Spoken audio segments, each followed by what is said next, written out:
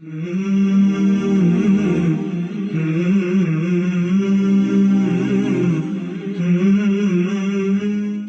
you must say no and how do you say it? Almost everyone who has miserably failed started with, let me just try it. Let me give it a shot. Let me have a look at it. But hang on. Yes, the same is true for those who have been immensely successful as well. They started. The breakthrough idea for this week is that it's not how small or how slow the start is, but how dangerous or successful the chosen route is. While we are at it, we will also discuss how to say no to people, ideas, or events. We will share a simple but profound insight into what the saying yes implicitly implies, and we can't wait to share our breakthrough metaphor around quicksand. I think it's a no brainer that if you don't start your week or day with a plan, you're most likely going to end up doing things that are not the most important ones. It really depends on who influences your choices around what you spend your time on, but in general, without a plan beforehand, one is most likely to not use time most wisely. For those of you who do start with a plan, here's a very important breakthrough idea. Once you have a plan, every yes to someone or some other action is an implicit no to someone else or something else. Remember, in the moments of your decision, your destiny is shaped. And this is a key breakthrough concept from Quran.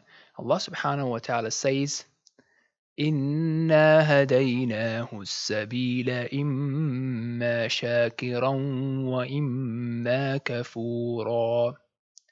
Indeed, we guided him to the way, whether he be grateful or he be ungrateful. Right? So there's a choice that we are always making. The choices are around how do we want to be, who do we want to be, what do we want to see, hear, say, do, etc. What do we spend our time on is a very key thing to be aware of. The more aware we are, the more conscious our choices will be. If you really want to take the challenge, try out something called time logging. This is the idea or habit of logging time on different activities throughout the day and throughout the week. An app that is pretty good for this is Toggl, Toggl. Type it out and check it out.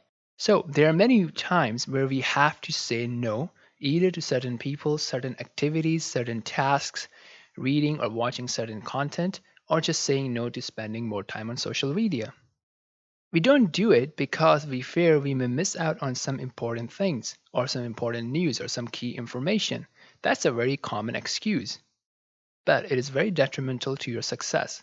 You're much more likely to succeed if you don't waste your time on unplanned things.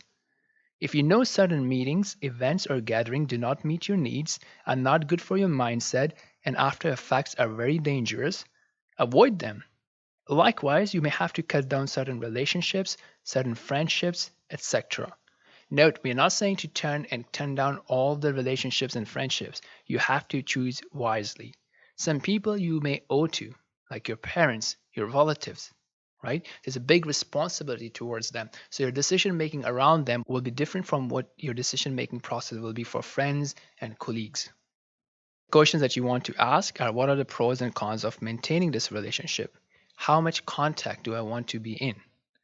How much time do I want to spend with them or on a certain activity? And how to gradually withdraw. When you say no, you actually enable yourself to say yes to more important people and more important activities. But now, how do you actually say no? That's a big question that many have. So here are a few tips around saying no. Number one, saying no does not have to be rude. Thank the person for the idea, for the offer, for the opportunity, but clearly say no. And that is our second point, how to say it clearly.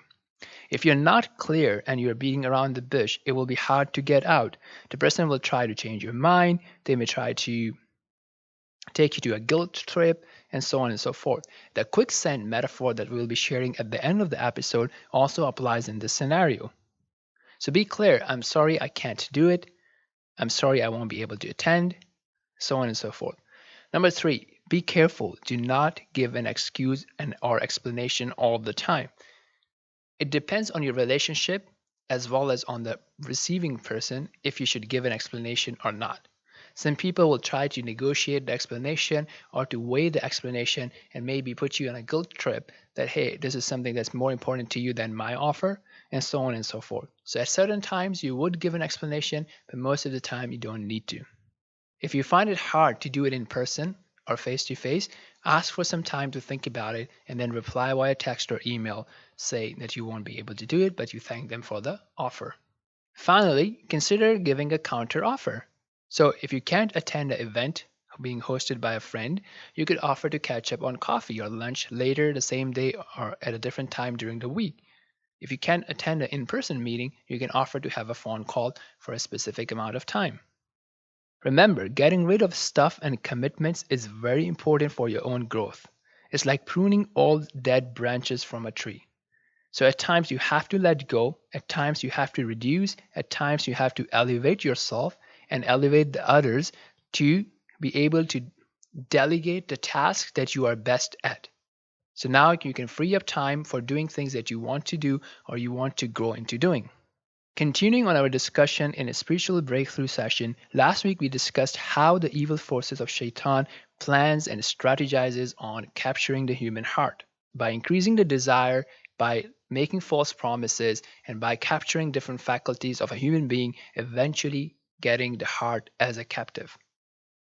Ibn AlQayyum Rahimaullah mentions in his book The Disease and the Cure, and he continues to describe this scenario, this strategy of the enemy, and this time we'll be discussing on how he uses the eyesight, the eyes of a believer.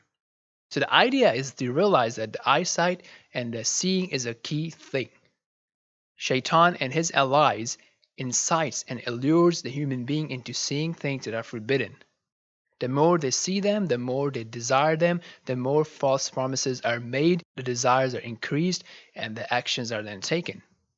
So instead of using the eyesight for reading or watching or seeing beneficial things to reflect upon and to learn from, the person invests time and energy and effort in watching and seeing things that are forbidden by the Lord of the universe.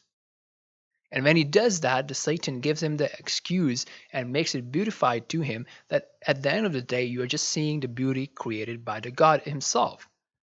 So by seeing the beauty, you're actually praising the God. So these type of false reasoning, although may convince a person with lack of knowledge or a strong amount of desires, are obviously false and untrue. If he fails to do that, then he would try to take it to the next level and try to bring in the idea that of a unification of the creator and the creation, that everything is a reflection of God and there's God in everything. So he comes and takes one from a true understanding of monotheism to a false understanding of unification of creation and the creator.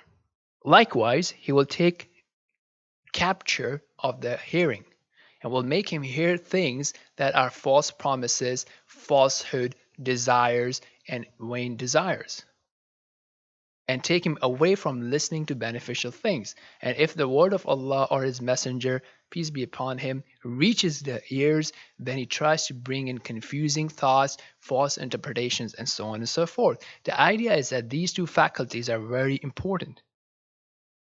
As Allah subhanahu wa ta'ala says, وكذلك جعلنا لكل نبي عدوا من المجرمين وكفى بربك هاديا ونصيرا.